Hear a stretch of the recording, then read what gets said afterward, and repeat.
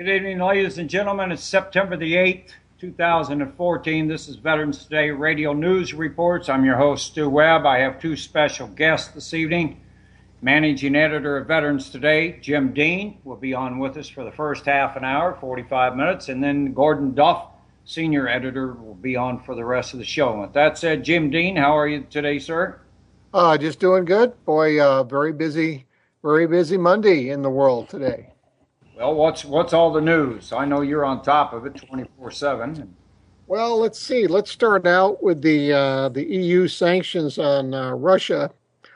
We knew last week that they were going to try to use, they pre-announced agreed upon sanctions that they said they were going to pendingly pull the trigger on, dependingly on what happened with the East Ukraine peace talks.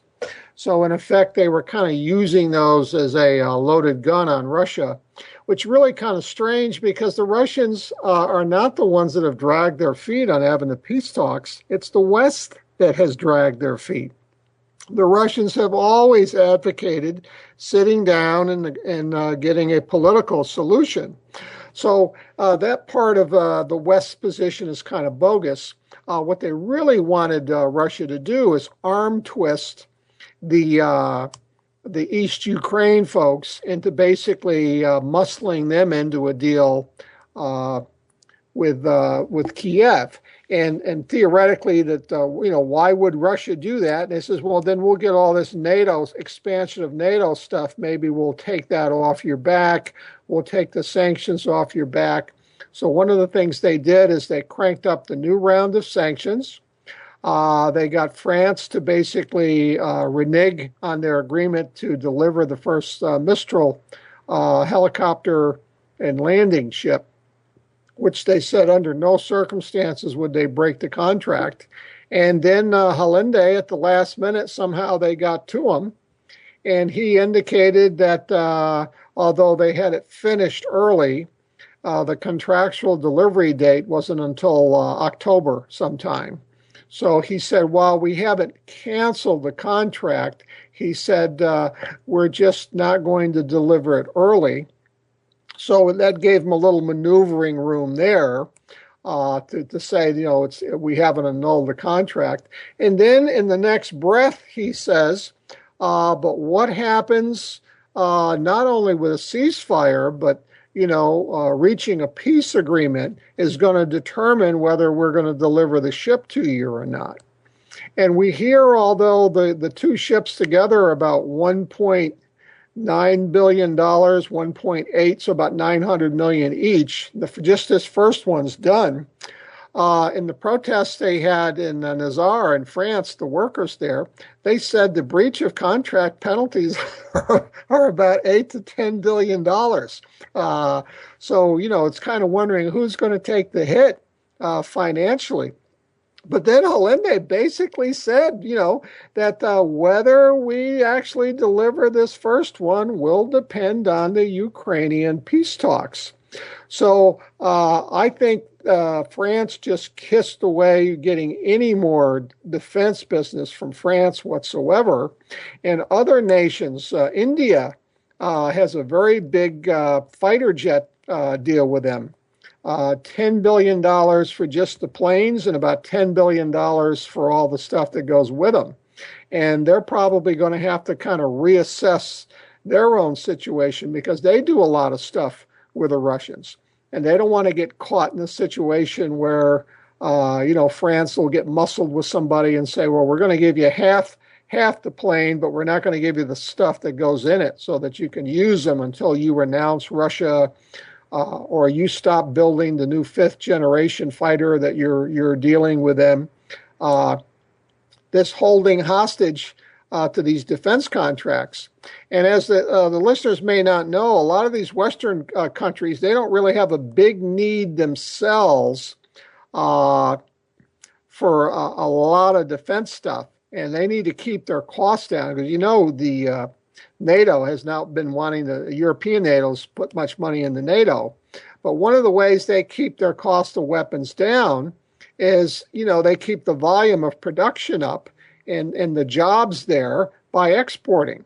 And this is one of the reasons why they love conflict. particularly in the Gulf, where they knew the Arabs in the Gulf had all of that money. And they said, we can just keep draining them for years and years. We have to buy the oil from them. Let's make sure there's a lot of security there. So they have to buy tens of billions of dollars worth of weapons from us. So we get some of it back.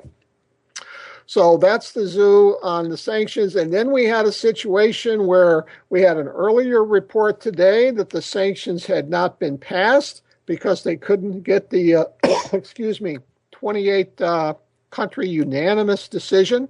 Press TV reported that some of the newer members in Eastern Europe did not want to go along with it. But then they were going to have an emergency meeting at 6 p.m. Greenwich time tonight to have a special meeting. And now I'm at RIA Novosti, and Rumpy, the head, is saying that they have formally adopted them. But here's the catch. He said they don't actually go into effect for like a few more days. So I think what they're doing is they're buying some time, and they're trying, because one of the things we see that's again in the news today, these breakaway republics, they said, although in Minsk, part of the ceasefire thing said that, Kiev will entertain, a kind of a federalization type status for them. But the republics are saying under no circumstances are they going to accept being part of Ukraine, that they're going to go for full independence. And Russia has already said they think it would be better for them to stay inside Ukraine because it would be too disruptive to try to completely split off with, what do you do with things about the debt and all the infrastructure and dividing all that stuff. That's really a very messy thing to try to do. So what it looks like here is that the West is trying to make the Eastern Ukraine people Putin's tar baby, that you have to force these guys to give up that going independent and accept a federalization status. And of course, the silliness of that is way back, 4, 5, 6, in the months they had the meeting in Geneva where they agreed to start talking about this. And everybody that we've talked to in the last couple of days, the consensus upon a lot of the pundits is that the federalization was probably a very doable deal back in the beginning. But now that there's been all of this killing, all of this infrastructure destruction, now that the republics have seen that Kiev really did try to crush them militarily and didn't deal with them as a defeated people, they now have such bitter feelings that they don't want anything to do with Kiev. So, and this is all the fallback of the West and the U.S. Spending years and years trying to overthrow a separate country. NATO was involved in it too. And what they've ended up, they thought they could take advantage of destabilization, and that it blew up on them. At first, they thought it was easy. They only had 100 people killed in Maiden Square, and they got in and they were in a high point. And then the first thing that blew up in their face, which they should have known, was Crimea defected, because there's no way that the Russians, with almost like a 95% Russian-speaking population, that they were going to let a coup, a military violent coup, take over the country and then be the landlord of their only base in the West, outside the little place that they have off of Syria, that they were going to let the landlord be a bunch of Western puppets. Plus, they had already prepaid their rent like 20 years in advance. That's one of the things they did to help Ukraine out financially, is they just poured some money in, say, well, we'll just pay you 20 years in advance on the base, which they want their money back now because Ukraine's not providing any services. And as I was talking to Gordon today, I said this whole thing now.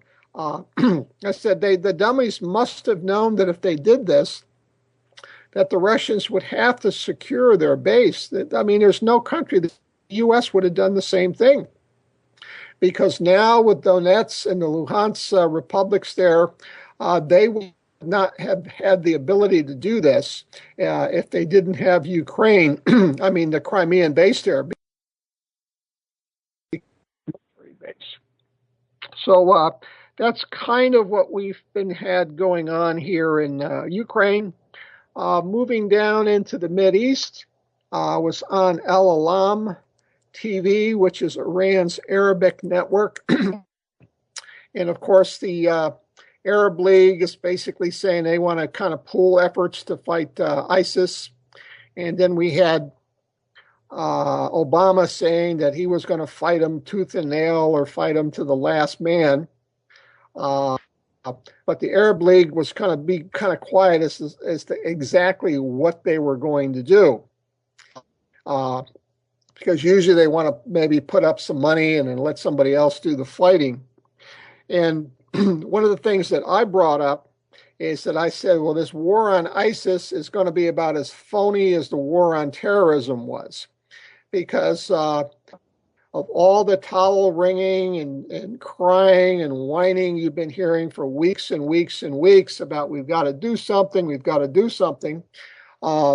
What no one has mentioned a word of, none of the media, none of the countries, when we had the original war on terror with the Bush crowd, they made a very, very big deal that a very big part of that is they said, we are going to hunt down everybody that's supporting these terrorist groups, even indiscriminately, like people that were donating to a charity and to help refugees. And then they found out that that charity was sending some money, like 5% of it would be used for something that could help Hamas or whatever. They were prosecuting people here in the U.S.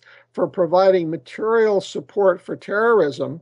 And the way the law was written, that they didn't even really have to know that some of the money was being diverted to Hamas. It's just the fact that it was diverted.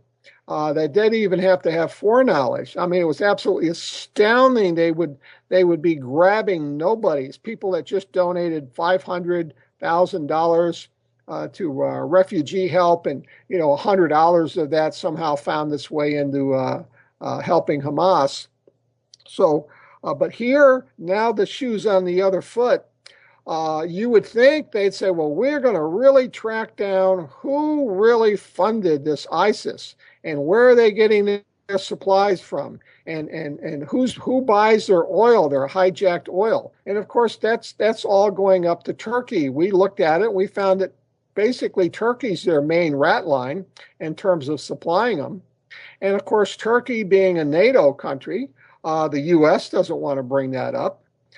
Because that's in violation of, all the NATO rules.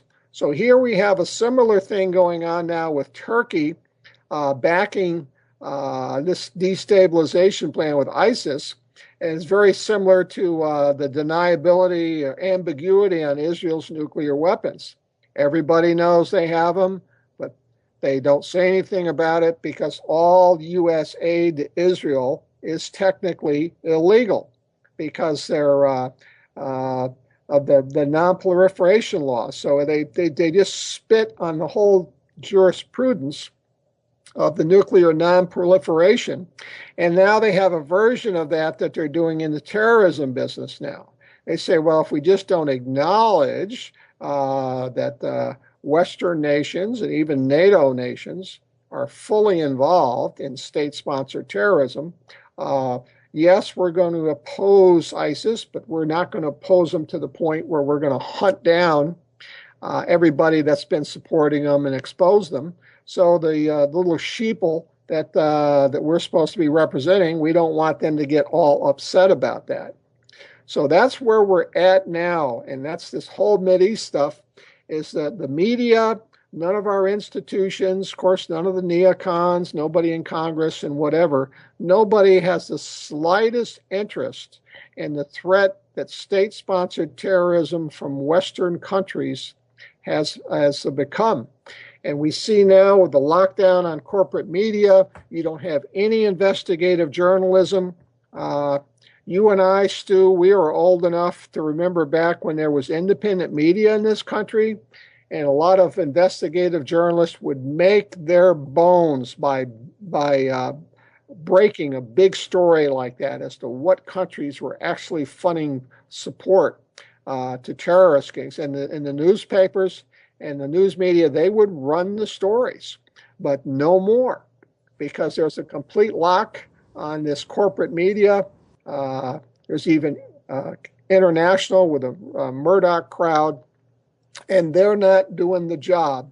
And it's left to people like ourselves with our limited funds and whatever to get out there and bang the drum. And but that's where we are, and that's kind of the two hot points there. So, folks, it's fool the people, lie to them, manipulate them, hurt them, scare them. It's never going to stop, and we don't have enough pushback here because they found that as long as a bunch of body bags aren't coming back on planes every week, that Americans particularly will not get too upset, and they can basically, dump all the cow manure on us that they want to, as long as it's not too much, as long as our heads stick up above the poop, that we'll deal with it somehow. Jim, one of the things I've come up with an idea, and I'm always the revolutionary mentality. Okay. Yes, you are. Why can't the American people go out here to all the news outlets, their local TV stations, their local talk radio stations, as an example, and seriously, with signs saying, listen to Veterans Today. Veterans Today. The Truth Warriors. If we set the people to streets, this would wake up the country in a very short period of time, because the media, I'm talking about, if I saw Bill O'Reilly on the streets, I could claim temporary insanity. I accidentally shoved his Adam's apple down his throat, or ripped his head off and peed down his windpipe, whatever. But, without getting too violent, should we say, because I'm not promoting violence, what I'm saying is, how come people aren't out here doing this? Well, they've been kind of anesthetized. My favorite analogy is the old lobster in the pot deal. In restaurants, they've got to get a bunch of lobsters ready. They don't get a big pot boil and then throw a bunch of lobsters in there, because if you put a bunch of them in there, they'll slash around and jump out and get on the floor and whatever. They put them in a big pot of warm water, and then they just slowly raise the temperature up. And eventually, as it warms up, they just go to sleep, and there's just no resistance whatsoever. And what the public hasn't really realized is our political masters, they've kind of learned that that's a very, very effective game on us, is that if they just stick it to us a little bit at a time, but even if they keep doing it consistently, and they stay below the radar level where it really triggers a resistance, that they can basically get complete control over us as long on an issue or any type of areas where they want, as long as they do it a little bit at a time. Because the public will take a look at that little bit that they're doing, and they'll say, well, I guess we could live. Times change. Things just don't stay the same all the time. We're not going to go to war on one little piece of change there. But of course, what they don't realize is once you lose one piece, then they turn around and they come back, and now the next one, and the next one, and the next one. So they've got us kind of psyched out about that. And as you know, and we're trying to educate our readers here, that psychological operations, PSYOPs, which was practiced during the Cold War on our Cold War enemies, a lot of those tactics were so successful that they've been adopted not only by politicians, but also governments in terms of manipulating public approval, not to represent the public, where the public decides they want to go, but basically conforming the public to go along with where they want to go. And this is something that the Soviet Union was not able to do here. I mean, they would have loved to have been able to do psyops that's going on here. So we have a situation now, and we're starting to talk to some Europeans now, that we have governments over us now that are using a lot of the same techniques, tactics, that if these countries, if all of our respective countries had been conquered in a war, and we had an occupation army ruling over us, that, you know, didn't want to have to be fighting guerrilla warfares and dealing with IEDs and all of that stuff, but they wanted to really control us, and basically not have resistance. And this is what they're doing. We see the same types of tactics being used for folks to just be concerned about getting by, not worrying about tomorrow, and keep your head down. If other people are having issues, it's because they were troublemakers and they brought it upon themselves. And as I'm trying to share with folks, I said those are symptoms that you typically see in defeated people.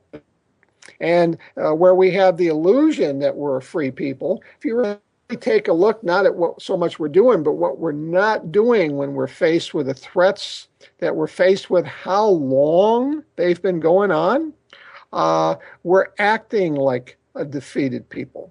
And the people that are wanting to rule over us, they don't have any pity for us at all. They would have a hell of a lot more respect for us if they saw people out in the streets raising hell.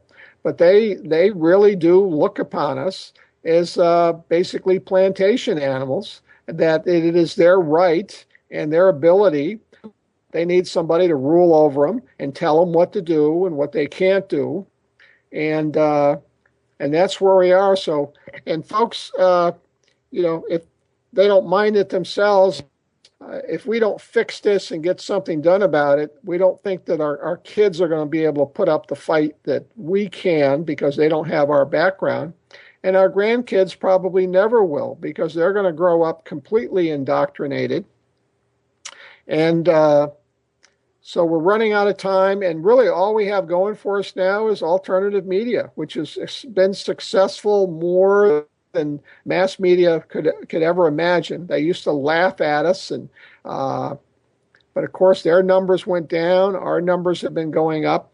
But what we have to do now is we have to convert readership and audience in terms of listening, and we're getting the information out into street action, into political resistance. And that is something that is a 365-day-a-year game. It's not just an election time thing. And the number one tool is picking up the phone and voicing your unhappiness on any kind of issue or political event with folks that you know are basically trying to run a game on you. And you don't have to have a lot of money. And it's a type of vote that's not illegal to vote over and over.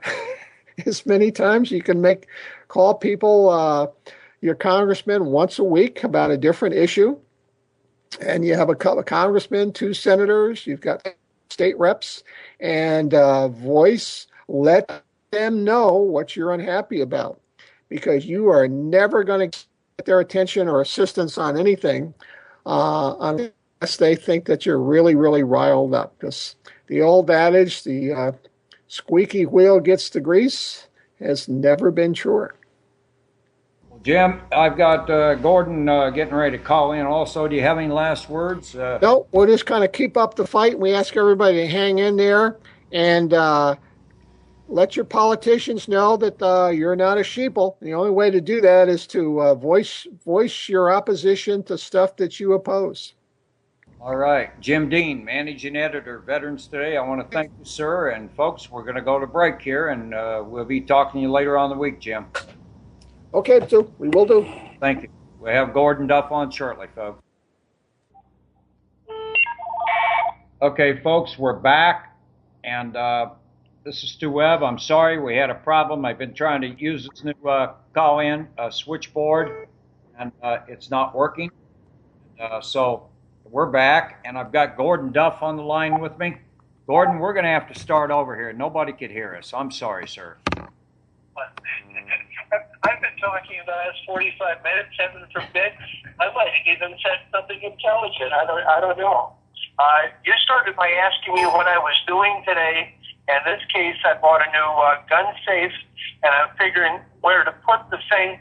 And I'm looking at the door to downstairs, and the fact that it weighs 600 pounds, and I'm sitting here by myself, and I'm thinking, maybe I'm not going to put it downstairs.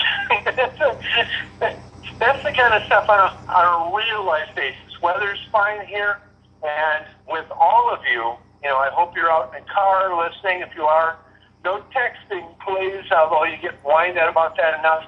It can never be enough. Summer's officially, not officially over. I mean, it goes on theoretically for a while, but kids are back in school. There's still time to do stuff. And if you live up here in Ohio isn't necessarily the north, but get out, do things. Do not sit on the internet.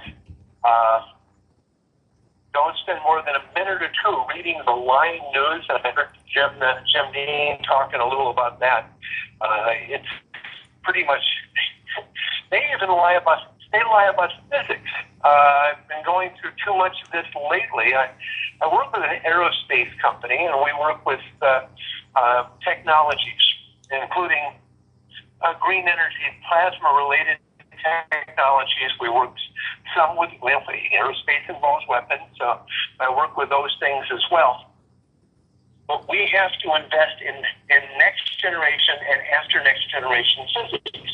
The problem we're finding is that after next generation physics, the stuff that makes everything we know now seem prehistoric has been around for 20 years. And that we somehow, literally, we solved basic problems in gravity. We solved basic problems in nuclear physics as early as 1915. That changed everything we should be doing now. That they even used gasoline engines then, much less now. That we still use vehicles where we actually have to have wheels and wings on things because we live within gravity. We knew how to beat gravity a long time ago, and I've got the formulas for how to do it published in a couple of articles. They call it field of buoyancy, but gravitational fields are relatively easy to manipulate. All of the formulas and procedures for doing this and the mechanisms for doing this have been around for some time. One of the things that we put up in Veterans today is about the German anti-gravity experiments called Die Glocke, or the bell. And rather than say that it's alien technology and is to the best of our knowledge, it is not. It is far less complicated than you would think. Defeating gravity is far less complicated than anyone would imagine, and it doesn't involve, and this is one of the people we deal with on a regular basis is the Iranian physicist Keshe, who has a number of advanced theories that are difficult to explain because he deals with wave and particle forms called magrevs, which traditional physicists can't quite grasp. And we had some meetings with him in Italy not long ago, and I can tell you, I've got one of my friends, the physicist in Italy, and he left the meeting just banging his head against the window of the car. But we don't have to go that far to prove that everything we're doing. And it's just, there is genuine insanity because we have built an entire civilization. It's like it's just like being in a Matrix movie. Free energy is not a complicated technology. We've had the ability to do this for a very long time. Tesla solved all of the problems of moving energy without wires. No need for gasoline. vehicles can produce their own energy, or they can receive transmitted energy, or we have plasma systems that will eliminate their mass. And if something weighs nothing, you could run a school bus in a 9-volt battery for a week. These are the kinds of issues we're dealing with on the technologies. We have all of the formulas, all of the physics, and we have the scientific papers were published and declassified decades and decades ago. All of it's been there, and all of this has been a game of lying to the public, oil companies, wars fought over nothing, all of it for nothing at all. And there's a group, we call them the Malthusians, that if the public learned the technology that was available and has been available, some of it for 100 years, if they knew what was available, there would be a worldwide revolution. The Malthusians use this excuse for suppressing these things, saying that, well, if everybody had free energy, then all those colored people, you know who you are out there, since if I were talking to a general audience, almost everybody counts as colored people now, frankly. It's about time somebody came to understand what that means. But the idea is that colored people don't have all these kids because they don't really do anything important. Well, what is doing something important? Causing world wars, stealing from people, and suppressing technologies. Because that's all that's been going on. There hasn't been anything other than that going on in our society. We don't do anything at all. We teach phony math, phony physics, phony history. Every war, and this is during the invisible time I was on 15 minutes ago, we were talking about Smedley Butler, Marine General, 2-time Medal of Honor winner. And Smedley Butler, war is a racket. I was a gangster for Wall Street. Well, as a Marine combat veteran, I can tell you, war is a racket, and I was a gangster for Wall Street. Anybody else who served in the Marine Corps? You couldn't be more proud of yourself than to quote Smedley Butler, the greatest Marine of all time, who believed that all war is a racket and that the Marine Corps serves as gangsters for Wall Street. Not saying that I don't like Marines, I do. That I have positive feelings about the Marine Corps? Sure. Do I believe that working for the U.S. government and involving oneself in the wars the U.S. government tries to foist on people and believe that if it's right, should anyone be that stupid? Probably not. While I was in Vietnam, there wasn't anyone around me there who thought we were there to win the Vietnam War. We were there because we were there, and we did what we did because we were there. And not for any other reason. I would hate to be in the military around someone so absolutely ignorant that they felt they were somewhere to defeat the Viet Cong or imaginary Al-Qaeda or imaginary ISIS. That's another invented group. We came up with some ISIS photos the other day. One of the beheading crazies of the Middle East, the Mad Mullahs. They zoomed in on him. He had a U.S. Army tattoo. No kidding. You work for a Blackwater clone like dozens of the people with ISIS do, certainly on their advisors, and the cadres making $350,000 a year being paid through banks in the UAE or being paid through Bain Capital. And for those of you who don't know, that's $1,000 a day. So it's $1,000 a day to wear one of those masks so that people can't say you're an American. Try to cover up those Special Forces Navy SEAL tattoos if you can. And ride around in a truck waving a black flag and blowing up mosques. And I can understand somehow that or as we may or may not know, cutting off the heads of dolls or real people or not, because nothing I see on a YouTube video, and I don't care if it's a flying saucer that's, over my house, literally the little guys climbing down the ladders on it. If I see it on YouTube, if somebody sends me a video, it isn't remotely real. There isn't a chance, 1 in 1,000, that anything you see on a video based on today's CGI capabilities, unless you see it yourself. Let's go back to 9/11. Talking with my wife the other day, well, I saw the plane. No, actually, you saw a movie. Well, the people there saw the plane. Well, I don't know of anybody that actually saw anything, because at 560 miles an hour, you would have only had a tenth of a second to see something. Well, the videos show you. Yeah, I've seen a video of a plane made out of aluminum passing through a building that weighs 1,000,000 tons and made out of steel bars, steel I-beams, that the thickness of them is equal to the armor on a tank. Is this physically possible? No. Is there a reason that no one's ever seen any modeling on any of this? Well, yeah, because I simply don't believe anything is real.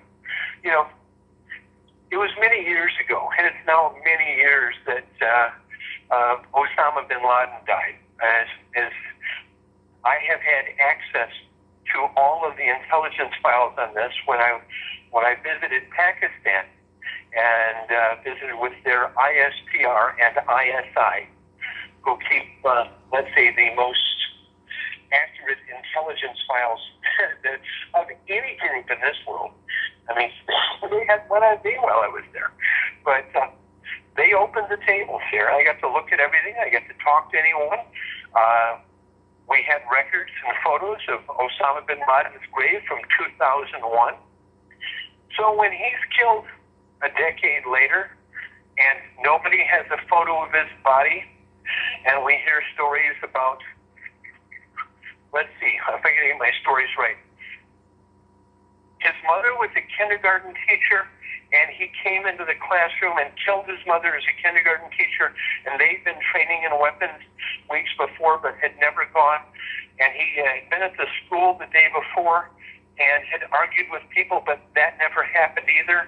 And the school psychologist saw him coming in, but never, wait, no, that's Sandy Hook, isn't it?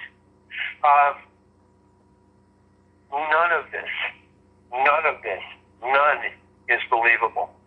Nothing on the news. Everything they do is a scripted, totally scripted theater to keep you busy. Right about, well, we don't know the Russians anymore. Well, let's invent a problem with the Russians over the Ukraine.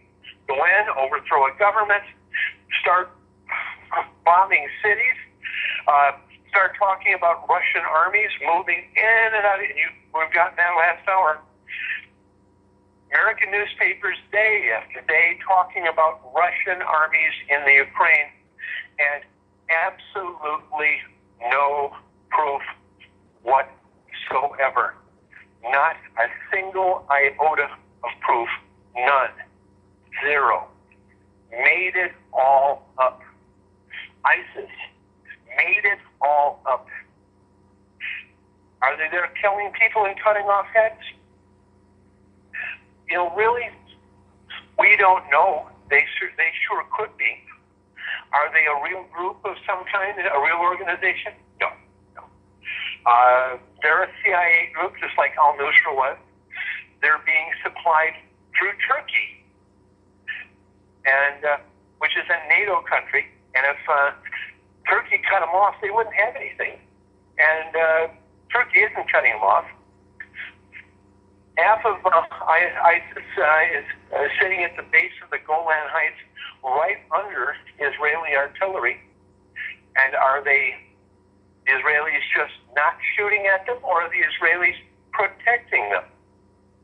We do know that if you're with ISIS and you're wounded, you're flown to an Israeli hospital. We know that for sure. Is it because the Israelis are the kindest people in the world? Well, 570 dead kids in Gaza will probably say no.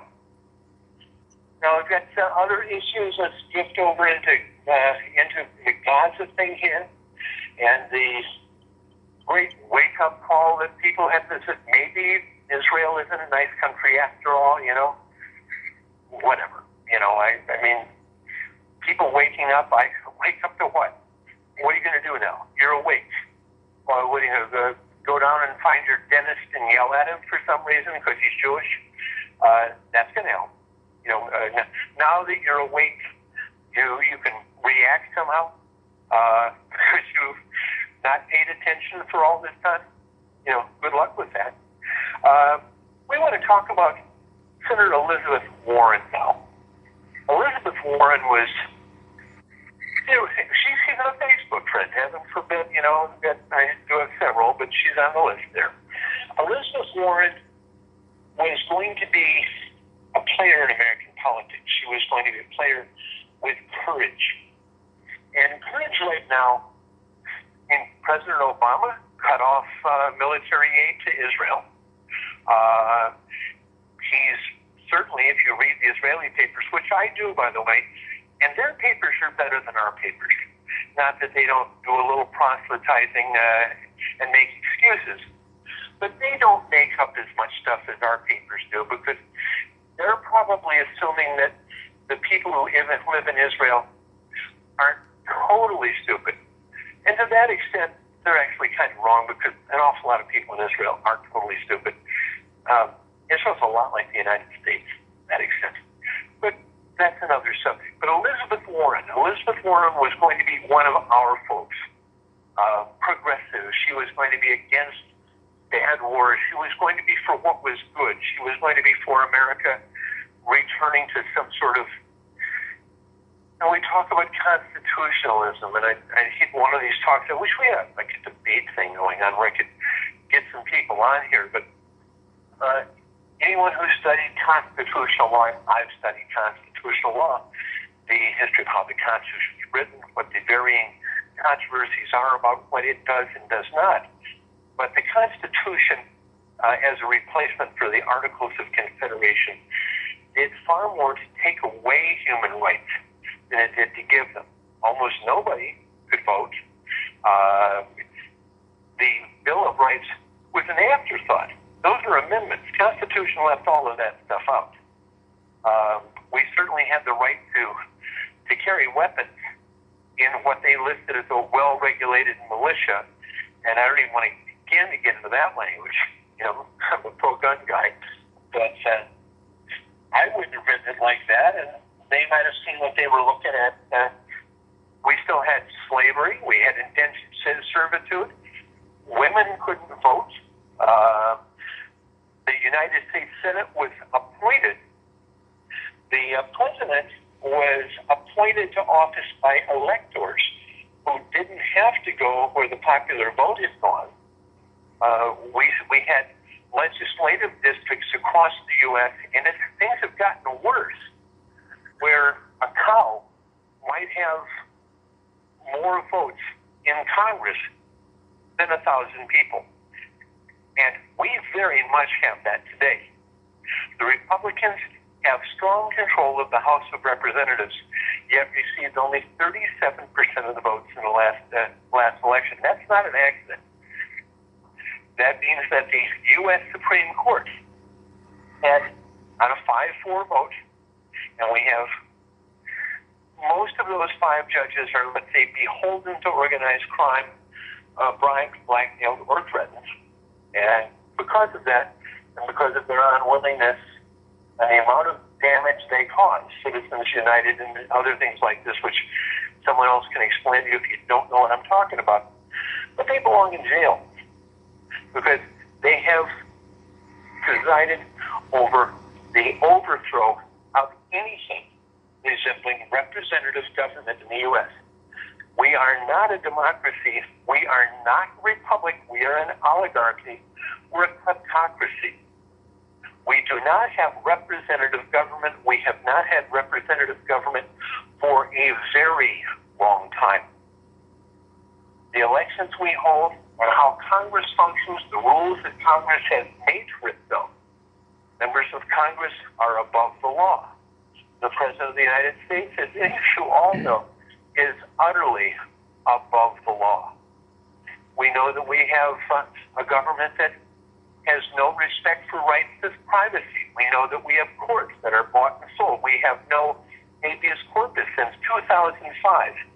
The basis of our Constitution is the individual right of a person to file to a court for their own freedom, to be able to appeal at any time for due process. Due process for American citizens ended in 2005 under Bush and was never restored. That's the basis. Magna Carta is the basis. It has a basis in the U.S. Constitution. Comes from Magna Carta. Habeas corpus is the basis of the Magna Carta. It's where our right to trial is. It's where our right to due process comes from. That's both criminal and civil. And instead, if you've got money, you can kill anybody you want. If you've got money, you can take anything anyone has, and the courts will protect you. Judges in the United States are nominated only by the wealthy. They're chosen specifically. If you're a judge and you aren't working for the wealthy, you're not a judge. You know, they're just talking about 9/11 alone, and I'm sick of talking about 9/11. But we have people talking about, let's bring court cases on 9/11. You know, it's funny, but Gordon, we got to hold it right there for a moment. We have a break, sir.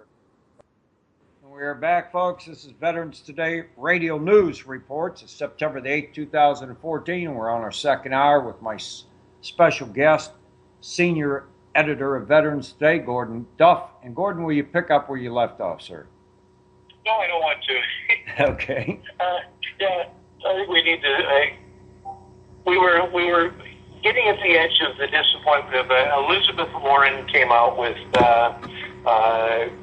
She seemed perfectly okay with Israel's activities in Gaza. Most Americans are not. She lives inside Washington, and she's decided that she's going to abandon her principles, which just, and it's frankly, when somebody runs for office, it usually means they don't have any anyways. And we all kind of know that. And it really doesn't surprise me. I was just waiting how long it would take for a little betrayal, whether it was a minor threat or whether it was a little payoff, or she's just stupid, And well, maybe she got the Daddy Bush kid treatment, and he brought some little boys along, and she got the voodoo drug. Who knows? Well, I don't know what her thing is, but when people who know better, and I know that she knows better, when they do something dishonorable, they need to be held to account. So Elizabeth Warren needs to be held to account, and I can say that I'm personally disappointed. And in order to say that, and it's for any of us here, you have this discussion with people. How do you know between what's right and wrong all the time? You look at where you live. And it's just, pretend we're having that thing from the movie Network, where I'm mad as hell and I'm not going to take it anymore.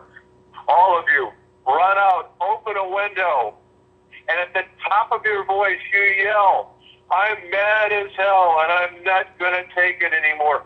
Do it now. All of you, go to the window, open your door. Well, perhaps don't do that right now, but if you saw the movie Network and you get an idea of what I'm talking about here, that your life is still filled with moral decisions. Now, for all of you, you're all living somewhere, and in varying circumstances. I live in a gated community here where my primary concern is about other people's dogs in my lawn, or whether the lawn people trim something wrong, or we have a swamp. We have a wildlife refuge that has retaining walls, and always needed to be rebuilt, and whatever that costs. So those kinds of concerns, silly little concerns. And for a lot of people out there, however, the door lock on their front door matters. Who they see walking down their street, who lives next door, whether the kids are safe playing in the yard. These things, for Americans that don't have millions of dollars, these things are real. For Americans who don't know whether that job is going to be there, and what used to be one job is now two jobs, or a Social Security filing and a job that's at Home Depot, which is, and these are, I think I have the perfect education to be a greeter at a Walmart. I absolutely do. I mean, this is, I'm certainly qualified to be an ambassador. I can, whatever, but I can work at Walmart, and I very much could be doing that. And there's nothing wrong with that. Let me say except one thing. If you live in Zurich, Switzerland, and you work at McDonald's, and food at McDonald's isn't cheap there, by the way, but the job pays $24 an hour, and McDonald's makes a lot of money at their stores in Zurich, Switzerland, and Dusseldorf, and I'm there quite often. An office in Zurich, and frankly, I eat at McDonald's. In Zurich, if it's 9 o'clock at night and you're out of work late, you're gonna eat at McDonald's, whether you want to or not. Welcome to a Happy Meal, because that's all you're gonna get there. That's the kind of town Zurich is, just for those of you who know. And it's going to cost a bit. But here today, Michigan just raised their minimum wage to $7.85 an hour. And not everybody qualifies for minimum wage. Well, if you live in France and you're a waiter, you make $15 an hour. Tips are 5%. You make $15 an hour. You can live. And in Paris, that's not enough money to have an apartment, by the way. And I mean an apartment smaller than my bathroom. I mean, the only one to get I can't even describe small. But staying in a pop-up camper is considered a Paris apartment. And it's a great city. I like it. And that apartment will not be clean if the French people live there. And I adore the French people. And they just don't clean. I just don't know what it is about this, but they're real bad at that. And but they're good at everything else. Heaven forbid, nice people. But for you guys out there,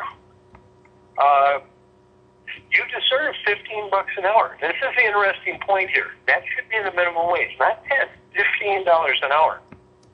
If a company builds a business plan on hiring workers who can only survive through public assistance for health, for supporting their children, who can't pay taxes, if their business plan involves, and this is the whole point, if you don't like socialism, well, Walmart and Tim Hortons and Burger King and McDonald's, and we don't even want to get at how many companies, but so very many. And the whole idea of them existing is they couldn't exist without a socialist government that pays for people. And then there's all this whining about it. But it's their business model. They can't survive on that business model except in a socialist country where they can pay people slave labor wages and people have to live on socialist services in order to survive. And if your business model is that, then you're promoting socialism. Walmart promotes socialism. Now, during the 2012 election, I had the opportunity to speak with retired FBI Special Agent Claudio DeLeo. Claudio helped manage the counter-narcotics operations for the FBI against the 5 Mexican cartels, and to investigate American companies that were involved in laundering money for the cartels. I have a six-hour set of interviews, and I haven't published these because it's 6 hours of interview.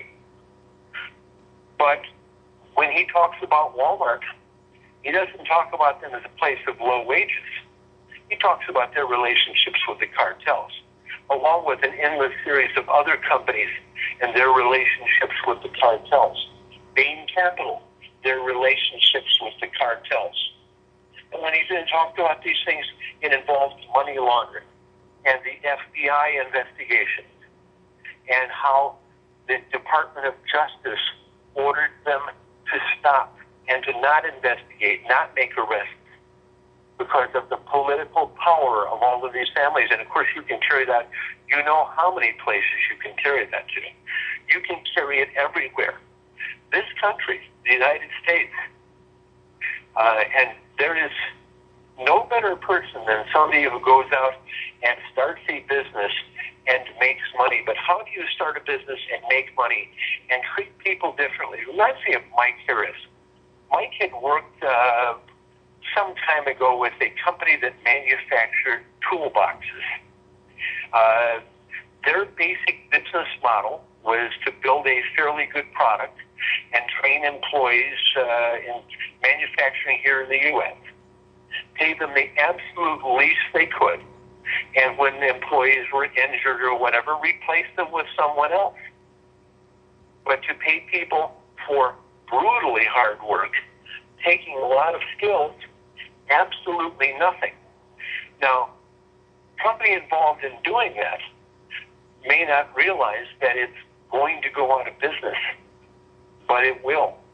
None of that works. We've created a spiral here, a spiral into lower and lower standards of living, into certainly poverty within the U.S., but more than just poverty. Social discord, crime. What keeps people going, what keeps neighborhoods going, what keeps cities going, this is what we don't have a city of Detroit, is work. People should be able to go to work. They should be working for a company that has a reason to exist, that hasn't invented a business of hacking other people's emails or scare tactics to sell things over the phone. If you look at the average job that's being offered to an American, go into the want ads or an employment agency and see what jobs are there. See if there's a job where you have to use skills doing something, or if your job is there to. There's a classic job that you can be trained for. You can work for a company that goes into medical bills and audits medical bills for hospitals. Now, they'll look at a bill and say, well, this person had an operation of this kind. Well, they look at the bill and said, well, people who often have this operation could have used this catheter system and could have been on these medications, and these things could have been charged for. There's no evidence those services were delivered. But we're going to add them to the bill and see if we can sneak them past the insurance company. Then again, the insurance company has to hire a trained individual who goes through the bills and finds the things that were illegally added on and takes them off. Now, one thing, of course, is stealing from the insurance company, and the other one is the insurance company spending money to outwit the thieves that the hospitals have hired. We don't even want to add the role that doctors have to this in bill padding. We don't want to talk about what lawyers do. But if you wonder why an aspirin can cost $60 or $600, or why Americans can't get decent health care, and I guarantee you cannot get decent health care in the U.S. If you do, I'm happy for you. I can tell you I can't. I don't know many people who can, but people who do, it's a full-time job trying to get health care. But everything we do here is a con. Every job is a con. Every time the phone rings, it's a con. Hi, I'm calling you from down at the bowling alley. I'm representing the police league, and we're wondering if you're willing to give us money for. And of course, the police theoretically, and the person calling you is calling you because it's the only job they can get. They're working for thieves. Are they bad people? No, they're good people. But since all we do in this country is steal from each other, and a lot of you people out there, a lot of you, and a lot of you are doing these jobs, and you don't like doing them. Working for collection agencies where you're trying to make people think you can send them to jail. That's a felony. Where you simply try to irritate people. And then, of course, the other point is that you could quite well, and this is one of the things too, is that you could be working for a mortgage company and you could be processing foreclosures for a mortgage company. Well, the mortgages you're foreclosing on don't really exist. The people didn't borrow the money. Your company doesn't have an interest in the property. What they're trying to do is bilk people out of money by stealing their homes from them, knowing that we have a crooked legal system, that we have crooked justices, we've got crooked judges, prosecutors, we've got crooked lawyers around the country. And so you simply have a computer there that invents non-existent life insurance policies and sells the interest of those, invents non-existent mortgages on non-existent property and borrows against that, and then bankrupts savings and loans or banks or whatever. And this isn't, well, we're describing most of the basis of the wealth of the Bush family when we do this, but not just the Bush family. And the people who do this, every so often they'll get somebody like Bernie Madoff and send him to jail. There are people out there running real companies that run grocery stores, that pay people well, that people that work hard. But mostly what we've raised in this country, we have a class system. And it's like Britain from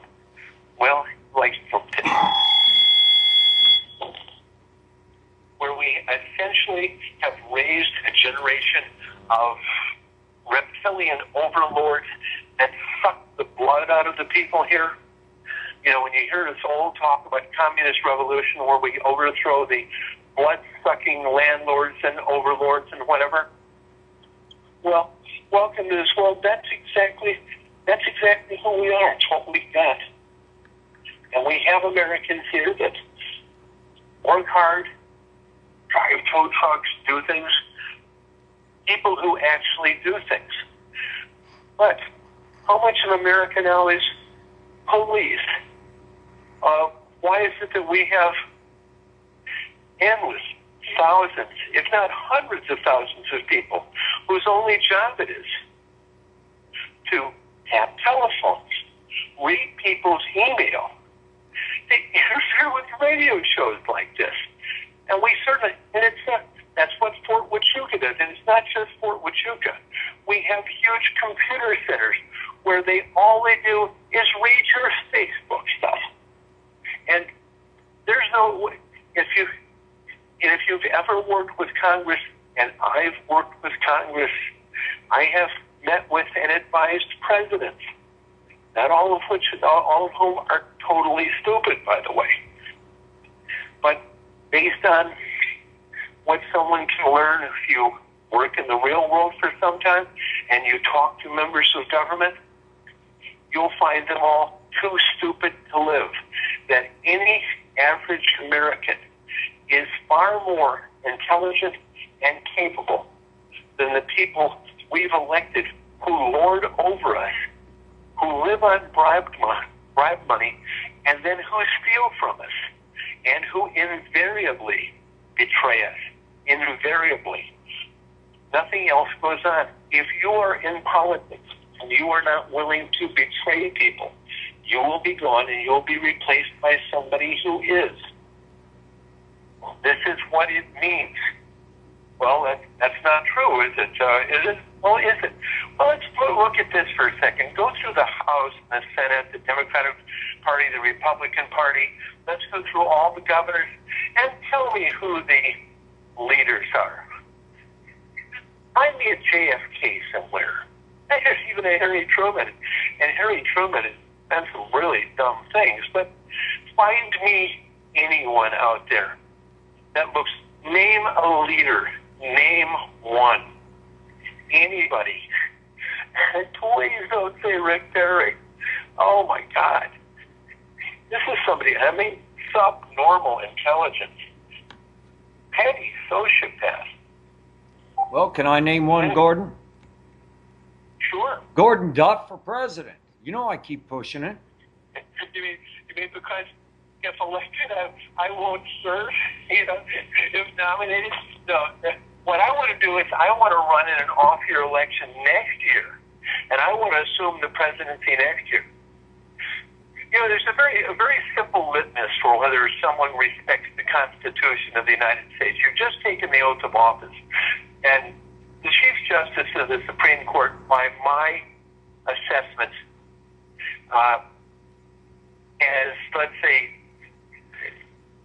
has committed one or more felonies. That would be my assessment. I would certainly investigate that. I think I could probably make that case for several members of the Supreme Court that they could be arrested. And John Roberts is not the person I hate most in this world, not by any means. You know, I don't think he's a horrible person. I just think he has no respect for the Constitution or the rights of Americans. And he's better than a lot of other people. I mean, there are worse people for Chief Justice. Warren Burger was a lot worse. Earl Warren was a lot worse. But he's pretty bad. You know, there's no question about this. But there's a very simple litmus here. The Federal Reserve System is a system of foreign privately owned banks, most controlled by the Rothschild family. That's who really controls the banks. Not just saying that, it's who they really are. That control the currency of the United States in what is basically a Ponzi scheme that has pushed the United States into endless debt. We call it debt slavery.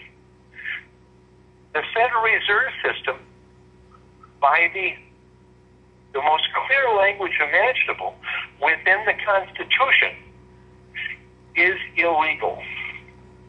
Only Congress has the right to coin money. The Federal Reserve System cannot run Federal Reserve banks and print money and then lend it to us at interest with a relationship that no one has ever been able to explain. It reminds me of the movie Trading Places with Dan Aykroyd and Eddie Murphy, where they're describing the commodity market and they're comparing it with pimps and drug dealers. And the Federal Reserve, comparing the Federal Reserve System with pimps and drug dealers, frankly, pimps and drug dealers really operate much closer inside the Constitution than the Federal Reserve does. But anyone that allows it to continue, if you have sworn an oath of office that you are going to protect and defend the Constitution of the United States. Very simple. The Federal Reserve System has to go. Is anyone involved in this is violating law to the point, and if you are undermining the U.S. Constitution, that's treason. Any and everyone involved in perpetuating the Federal Reserve is guilty of a capital crime and can be immediately arrested. immediately any and everyone involved. If we wanted to talk about how many things, and this is, if you were to look at the operational rules and committee system, not just within the House and Senate, but in state after state, the laws they've passed that protect them from accountability by law, that legalize bribery, that allow them to absolutely bilk the public. Where you can do 2 years in Congress, simply appointed by a member of organized crime, and then live off the fat of the land for the rest of your life. And the basis for going into government is your willingness to do things even a rat wouldn't do. But when you look at these things, you look at what's done, how many laws are violated, how openly our greatly flawed Constitution is. And, this constant discussion about democracy or republic, we're not close to any of those things. A monarchy would work better. I'm pretty sure, given the chance with any group of people making promises, and then I could even state that I don't plan on keeping any of these promises, but making the promises, I'm pretty sure I could have myself elected dictator. We've certainly elected dictators in this country before. If you don't think that when Bush appointed himself president in 2000, and he appointed himself, if he wasn't a dictator, if you don't think that attacking the World Trade Center and the Pentagon were the equivalent of burning the Reichstag, which Hitler is credited with in 1933, if you don't think it was the same thing, you know nothing of history. If you don't think the Patriot Acts were the equivalent of the edicts that Nazi Germany used to give all power to the presidency, and then of course there's the naming the imaginary enemy of some kind, which is, in this case, Osama bin Laden, a long-serving CIA agent who spent as much time living in Washington, D.C. as anywhere else. And we have so many people that know so much about this. Now, we started this here, God only knows how many minutes ago. We go back to the big time. And to make it more interesting, and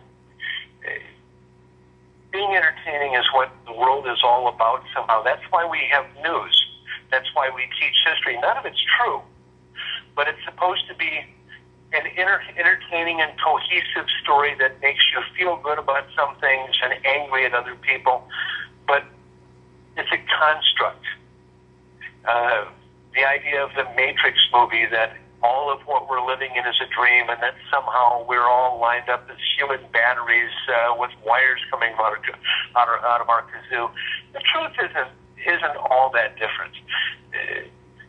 The idea, let's just carry this step beyond here, that our perceptions are layered, and by that end, we don't have to alter our sense experiences. They're in Matrix.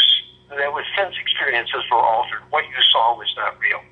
You received, let's say, a program signal telling you what you saw and what you heard, and creating an experience. Here, we live entirely in an economy that exists for no reason. We fight wars. We eat the things we do, which not even a rat should eat. If you think GMO is, we call them Franken vegetables, Franken corn, Franken wheat. Everything has to be disease preventative.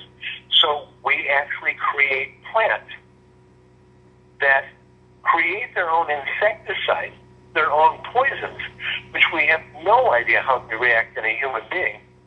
And to some extent, in many states, that simply saying this aloud can get you arrested. It is against the law to challenge the safety of agricultural products that, by my standard, responsible experts feel are dangerous. Now, I don't understand every plot there is. I can't tell you if chemtrails are real or not. I have a good idea that how HAARP works on the weather. I am familiar with technologies that, yes, can alter the weather. I'm aware of technologies. I have seen technologies operate that can alter gravity. I know that red mercury actually exists. I could tell you how to make it and what it does, and it's not fictional. Over the past 3 months, there's something to get about veterans today. I probably should apologize for not packaging the world like a box of Cheerios, but over the past 3 months, I've been in a position to debrief key members of nuclear regulation groups and nuclear labs. And this happened after being given a copy of a super secret government report that was leaked to the Russians by Edward Snowden. In 2003, a preliminary report coming out of 75 megs of documents were given to the White House, key leaders of Congress, the military, Department of Defense, and key federal judges that explained that 9/11 was caused by multiple specialized nuclear weapons being planted in the World Trade Center, specifically naming the parking lots, the type of vehicles used, the types of weapons, what floors are the weapons. Some were thermobaric nukes, some were neutron bombs. And a neutron bomb, heaven forbid, makes an explosion 25 yards across, no bigger than that, and inside a building makes the noise no more than that inside a building from 500 yards away. We have, after the release of these documents, I was introduced to members of the International Atomic Energy Agency, part of the UN. They're investigators who had worked on this investigation along with members of the U.S. weapons labs. They had confirmed that the documents I had were real and that they covered a period immediately after 9/11, and that they had discovered that the nuclear weapons used in the World Trade Center were built with uranium from the U.S. Hanford facility and from nuclear pits from W-54 warheads that had been slated to have been destroyed and turned into nuclear fuel, but instead were apparently built into smaller nuclear weapons. These were nuclear pits that had been decayed, that required remachining and reprocessing, and were made into new weapons, and then used against the people of the United States. The same individuals, and these are things that we're looking at now, and this is a period of months of debriefing, and some of it's been like pulling teeth. Things we got into in the last week or so, we began talking about the first Gulf War and Gulf War syndrome.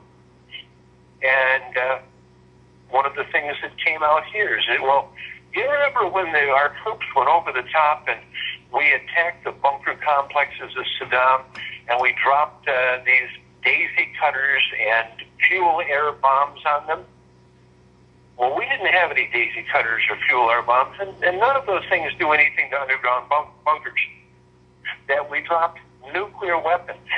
In 1991, we dropped not just a few, we dropped many nuclear weapons on Iraq. And that our own troops went through that area, and that more than 10,000 American veterans of the first Gulf War died of radiation sickness called Gulf War syndrome. Moreover, there were investigations into the use of depleted uranium. And so depleted uranium, there's depleted uranium in the subarmor of an Abrams tank. The Apache helicopter shoots a round that contains depleted uranium. We have 24 munitions of varying kinds that use depleted uranium penetrators. It's a very heavy material that when it hits turns to a plasma and can burn through anything.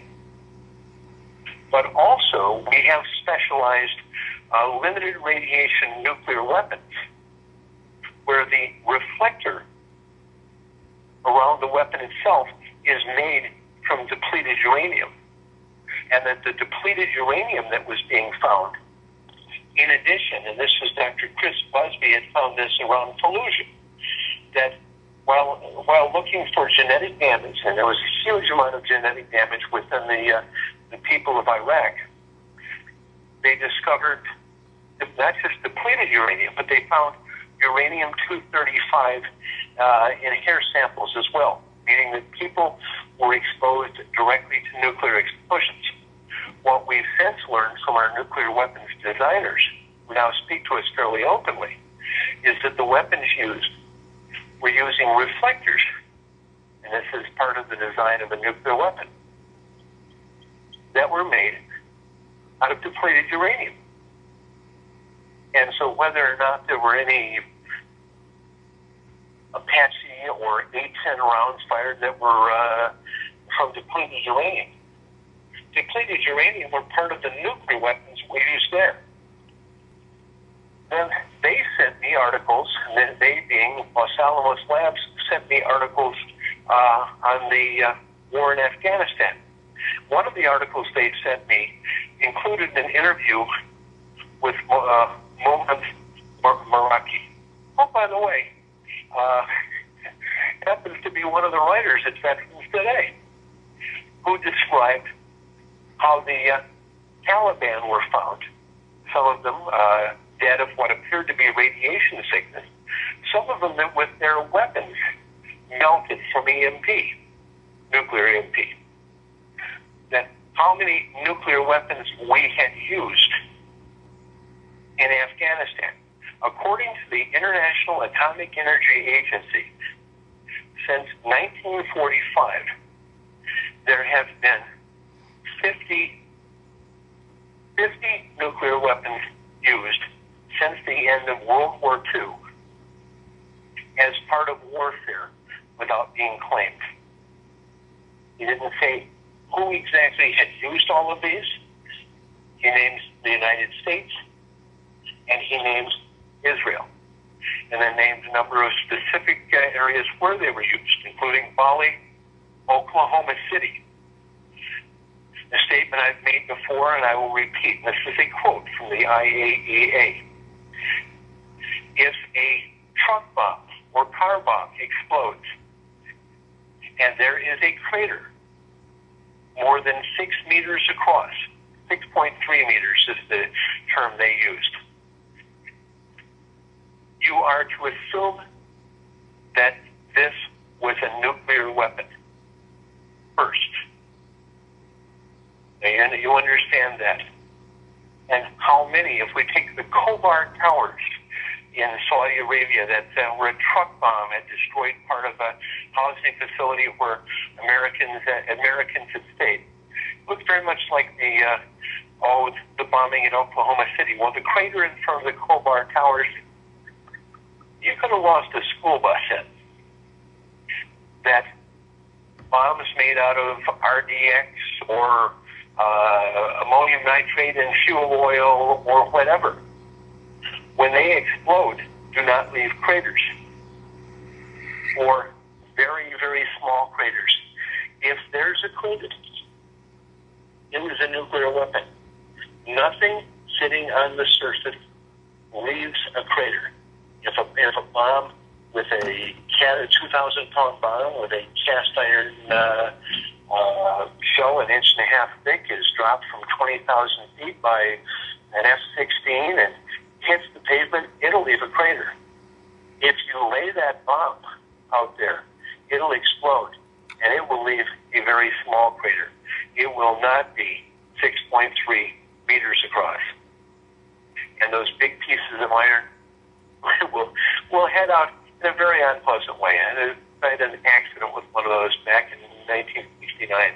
They carry about a 3-inch scar across the stomach from that. That's another story here. Not a fun story. We'll talk about that. But increasingly, this is one of the things, and it's something I've been fixated on because I've had the access, and when you have access, you take advantage of it, where I could get actual information where there was none, where there was a broad pattern of deceit, where the U.S. government had decided it was easier to use nuclear weapons and lie about it. And once we'd begun to use them on others in 1991, and in 2001, the chickens came home to roost, and they were used on us in 9/11. They were used on us in Oklahoma City. And since we have this fantasy that nuclear weapons all look like the Hiroshima thing, where they're dropped out of a B-29 and they have this huge ball of, I've got a frame from a French nuclear weapons test in the Sahara where it blows up a pickup truck. It's that small. The smallest nuclear weapons I have seen thus far have the output of 1 ton of TNT. 1 ton. Meaning they're no bigger than a standard car bomb. We've also found about how nuclear weapons are made, about the processes. And this took, and I mean, there was a lot of withholding here. But nuclear weapons can be made out of any reactor fuel. You can make a nuclear weapon out of 5% reactor fuel. You can make nuclear weapons if you know how, and frankly, too many people know how. But if you have 800 pounds or more, I can't even finish this sentence. It would be wrong. I can't say it. But it is not difficult to make a nuclear weapon. The code here, and I've said this before, so excuse me if you've heard this, anybody with an automotive repair shop has all of the equipment they need to make a nuclear weapon. Everything we've been told is a lie.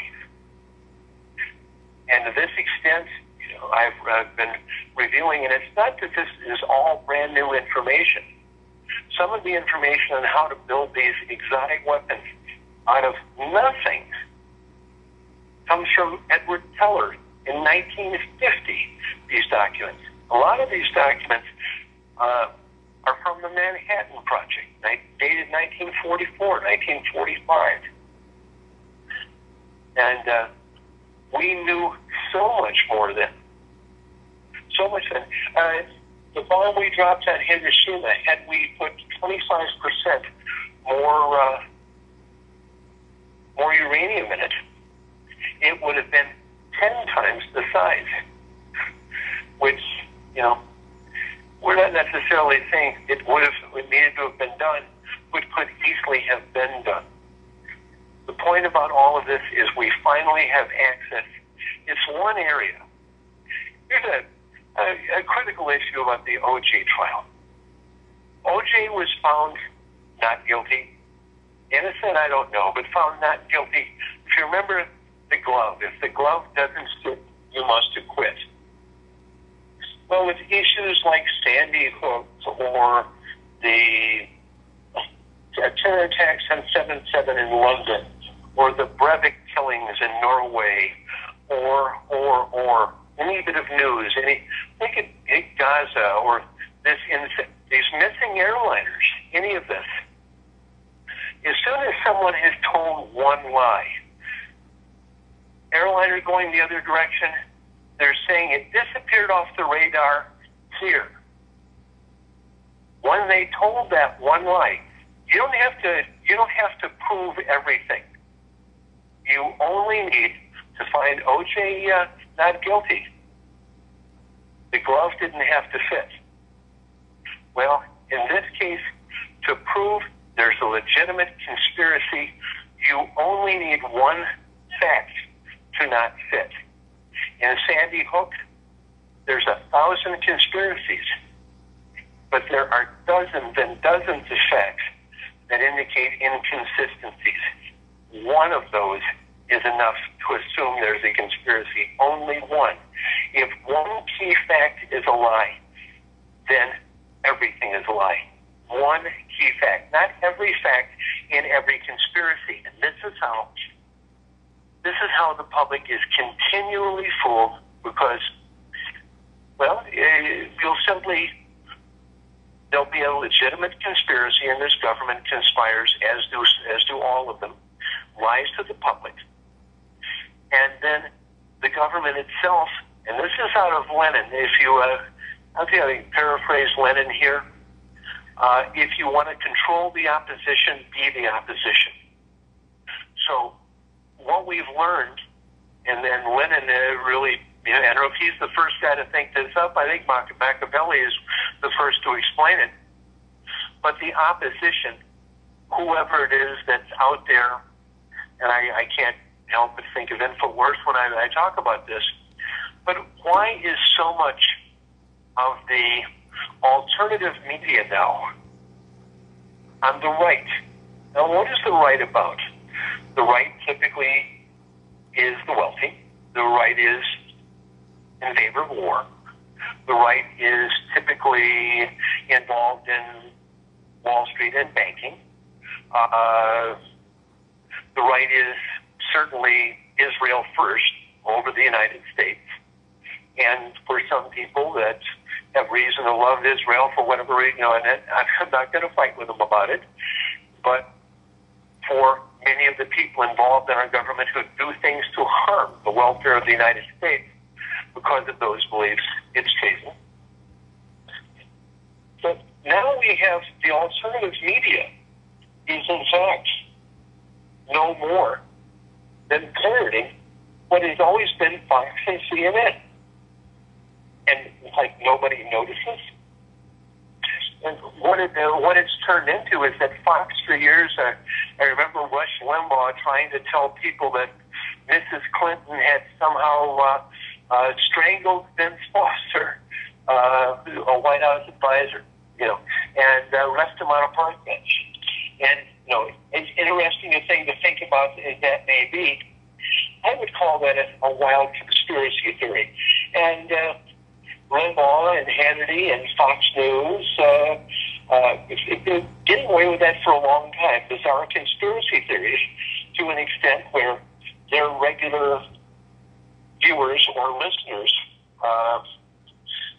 I've had serious questions about their sanity, to the extent where, I've been absolutely sure that people who consistently believe those things, and that would be the stories about Mrs. Clinton being a man, based on a video someone sent me earlier today. That's a crazy person. Bertha Churfers. The president was not, I assure you, was not born in Kenya. Very simple thing. I travel a lot. I even traveled to Kenya. I've gone to Kenya and met with high-ranking public officials and discussed this. They laughed themselves to death. And they'd love to think that Obama had been born there. But the idea is insane. Take the clock back to 1961. You're a white woman carrying not that white child. You're in Hawaii, a state full of really good hospitals because doctors love living in Hawaii. And what you do instead in 1961, how long does it take to get from Hawaii to Kenya? First of all, pregnant women weren't allowed to fly then. Pregnant women weren't allowed to fly then. What do you mean by that? I mean, all of this is a lie for that reason? Oh, more than that. The chances of getting on a jet plane for much of this are not very good. Propeller plane, TWA Constellation, 260 miles an hour or so. Based on schedules, how long would it take to get there? About a week. Flying there would be a week. What would it cost? $7,000. In 1961, that was the yearly wage of a union automobile worker. Yeah, but this woman worked for the CIA and the Ford Foundation. Yeah, she works for the CIA and the Ford Foundation. She's secretly a CIA agent, and she's expecting a child, and she's going to race to Kenya, where I don't want to say anything bad about this, but I wouldn't go to a hospital in Kenya today to get a Band-Aid. Wouldn't even remotely think of it. She went there to have a child. Well, but she's white. She could get into a good hospital. Okay. British, colonial.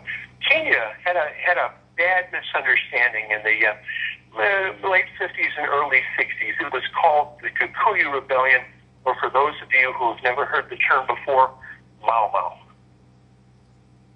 Blood oaths, people running around the woods, chopping people's heads off, a lot of ill feeling.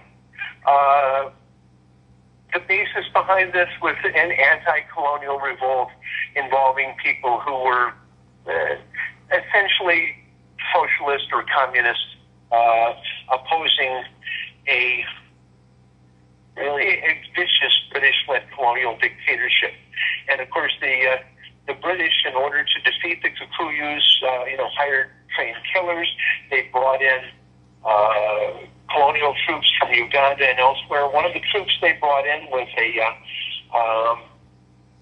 young man from Uganda, a rather large young gentleman, a boxer named Idi Amin. Served the British fighting against the Kikuyus in Kenya. That's another history lesson here. But let's say you've checked into that white hospital. Well, I don't even want to tell you, in 1961, you're in Kenya at an all-white hospital. Gordon, it sounds like we're being cut. We're out of time here. A couple minutes. When Barack Obama lands on the table and is smothered immediately. Yes, it's been fun. Gordon, thank you, sir. Gordon Duff, senior editor, Veterans Today. And this has been the Veterans Today Radio News Reports. I'm your host, Webb. Come back, folks.